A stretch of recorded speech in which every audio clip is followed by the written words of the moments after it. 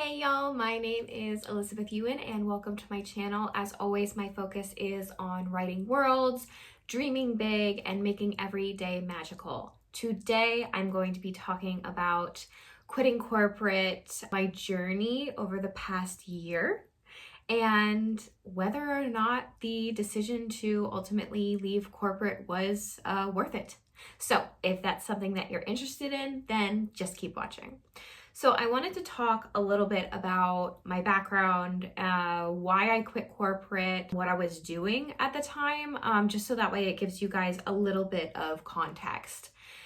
A year ago, I was a social media manager for a tech company, and I had been doing that kind of role for, I want to say, about like 7 to 8 years before this. And I enjoyed it. I obviously love social media. I think it's a great way to send out your message and connect with people. But I always knew that I wanted to be a stay-at-home mom and a writer. This dream of mine has been bubbling up since as long as I could remember. I was always writing little stories in grade school to read to my fellow classmates, cute little fairy tales, that kind of thing. And then as I grew older, I started writing fan fiction, as I mentioned in a previous video.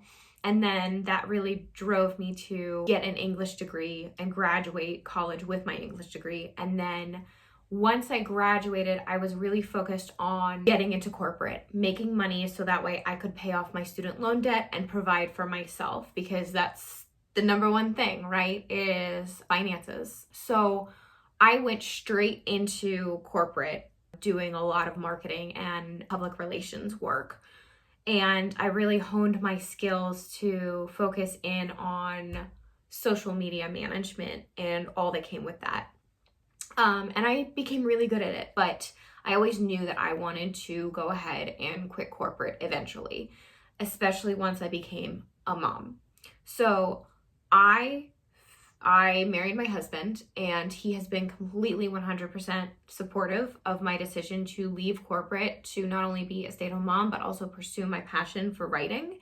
And that was very important to me, to find somebody that not only had the means to support my big dreams, but also was essentially my champion for encouraging me to go ahead and give it my all, put everything I can into becoming an author, becoming a writer full time. And so when it came time to kind of make that decision of when do I leave corporate, was it going to be when I became pregnant with our child? Or was it going to be after I already had the baby? We were kind of sitting down and figuring out the finances for that major leap, that major life change in our lives. And we decided that I would stay in corporate until the baby was born. I went on maternity leave. I came back to work temporarily just to kind of juggle things. I don't really recommend doing that per se. It's just what was financially best for us at the time. And so I went back to work for maybe 3 months, just getting as much of my 6-figure corporate income as possible before I finally made the decision to completely quit corporate. My corporate career ended in March of 2024. And so my last day was March 1st, and then March 2nd on, I was essentially my own boss. I got to figure out what my day-to-day looked like and kind of figure out how being a full-time mom and being a full-time writer was going to look like. And I feel like this past year I have learned a lot of lessons, because when you go straight from corporate to becoming your own boss essentially and focusing entirely on your family, it's a very different shift, because in the corporate world, essentially it's go, go, go. You're on somebody else's time, you're on somebody else's dreams. That's your entire focus. And then all of a sudden it's a flip that completely switched.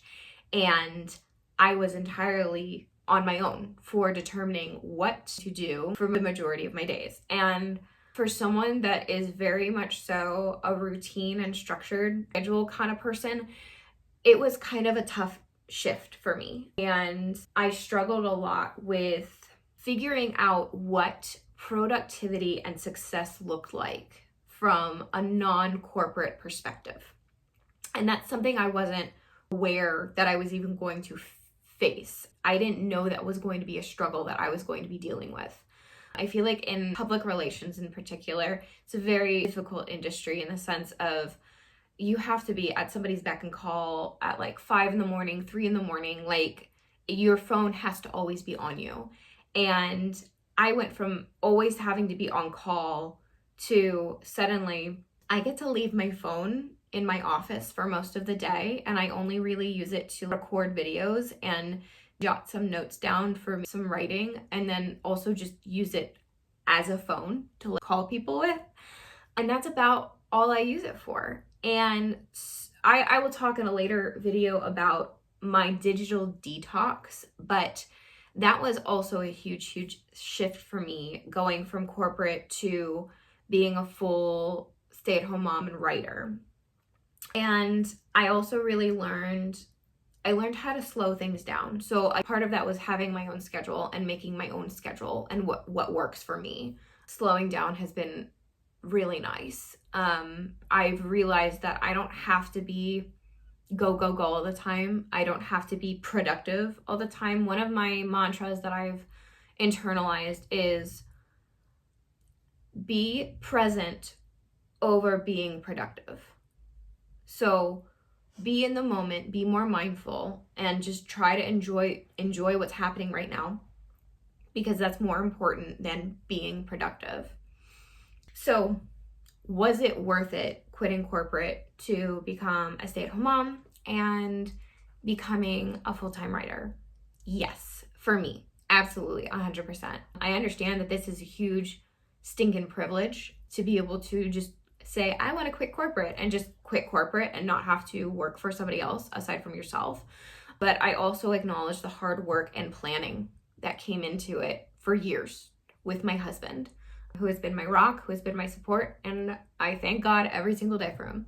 But it was worth it. It was so worth it. And a year in, I have no regrets other than I wish I had learned to take it slower sooner. And I wish that I had had more patience for myself over the past year. And so moving forward into this next year, I'm really going to focus on giving myself a lot of grace, being present over productive, and taking things slow. So I just wanted to give you an update on quitting corporate and all that jazz. If you guys are curious about like the nitty gritty of like, how do you financially plan for quitting corporate? How do you become a social media manager? All of any questions you have about corporate and this transition for me at the very least, I'm more than happy to dive into it. Just leave a comment below or ping me on Instagram or TikTok even, and just let me know. I'm more than happy to share my experience, what I learned over my career, and then as well as planning for this transition. More than happy to share. So that's it for me. Thank you guys so much for watching. If you like this video, please give it a thumbs up and subscribe to my channel. Bye, y'all.